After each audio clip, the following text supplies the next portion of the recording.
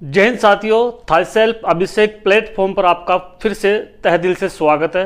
जैसा कि हमारी ये सीरीज चल रही है पॉलिटी राज्य व्यवस्था की शब्दावली, हमने पार्ट 1 कंप्लीट किया, पार्ट 2 कंप्लीट किया, पार्ट 3 कंप्लीट किया, ये पार्ट नंबर 4 चल रहा है। और आज हम इसमें पढ़ेंगे कि स्टेट क्या है,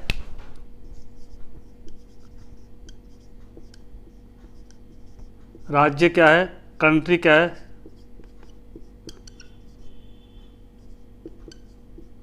और नेशन क्या है।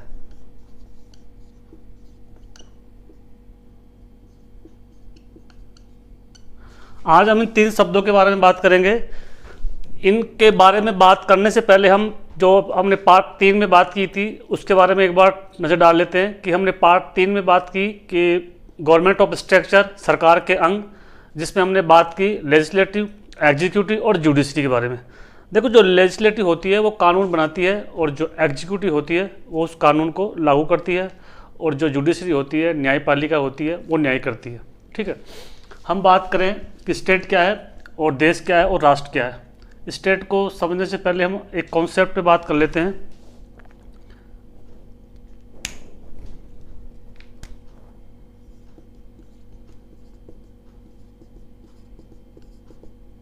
देखिए, ये ग्रुप ऑफ पीपुल मतलब लोगों का समूह है, इनसे बनता है समाज और इनसे बनता है फिर सरकार और इनसे बनता है फिर राज्य। इसकी हम बात कर रहे हैं।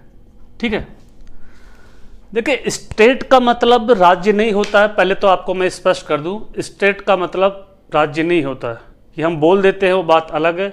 स्टेट का मतलब यह होता है कि ऐसे 4 essential components,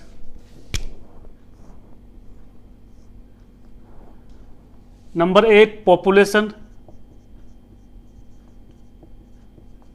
number 2 area, number 4 government और नंबर 4 सॉवरेनिटी।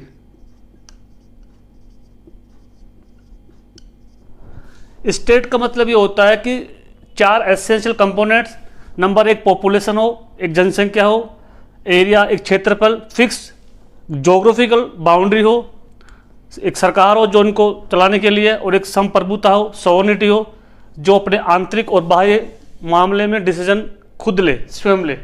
जैसा कि सॉवरेनिटी के बारे में हमने पिछले वीडियो में बात की है, वहाँ आप देख सकते हो। तो अब जब भी पॉलिटिकल साइंस में स्टेट का मतलब राज्य नहीं होता। पॉलिटिकल साइंस में स्टेट का मतलब होता है कि इस 4 कंपोनेंट्स अवेलेबल है, मतलब वो राज्य है। ठीक है, स्टेट क्या होता है? स्टेट लॉ से बंधा हुआ होता है। ये एक लॉ कॉन्सेप्ट होता है, लॉ से बंधा हुआ होता है। व्यक्ति, समाज, सरकार और राज्य, तो ये क्या एक पूरा फ्रेम जो होता है ये लॉ से बंधा हुआ होता है। ठीक है, अब हम बात करें कंट्री, देश। तो देश का मतलब जो कंट्री होता है ये एक ज्योग्राफिकल टर्म होती है जो हमें भूगोल में देखने को मिलती है। जब भी हम भूगोल पढ़ते हैं तो हमें वहाँ देश शब्द मिलेगा, वहाँ पर हमें राज्य शब्द नहीं मिलेगा।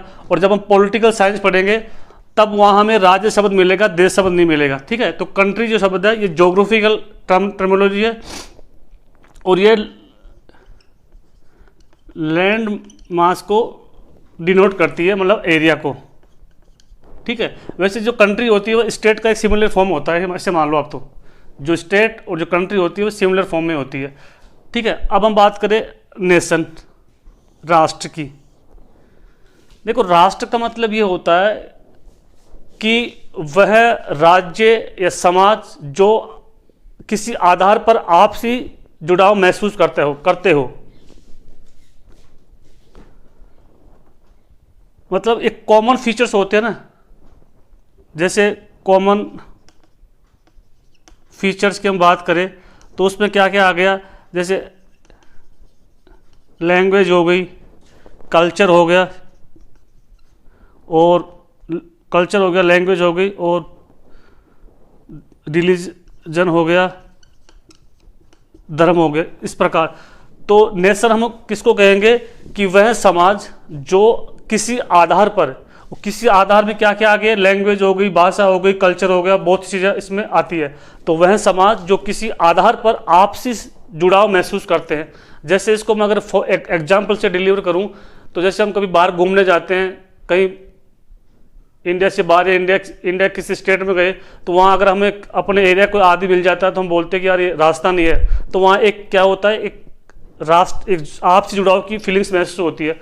मतलब जो नेशन होता है वो कॉमन फीचर्स पे काम करता है, जिसमें लैंग्वेज, कल्चर और रिलीजन बहुत सी चीज़ें इसमें आती है। तो ये हो गया राष्ट्र। अगर हम बात करें स्टेट की, तो स्टेट क्या है, स्टेट जो होता है वो लॉ से बंधा हुआ होता है। जो स्टेट होता है ये लॉ से बंधा हुआ होता है, और जो नेशन जो होता है, राष्ट्र होता है, वो कॉमन फीचर से बंधा हुआ होता है। ठीक है, ये इसमें बेसिक आपको अंतर देखने को मिल रहे हैं। जितना मुझसे हुआ आपको मैंने बताने की कोशिश की, और बाकी जो भी अब शब्दावली रहेगी अगली क्लास में लेंगे हम। ठीक है, थैंक यू।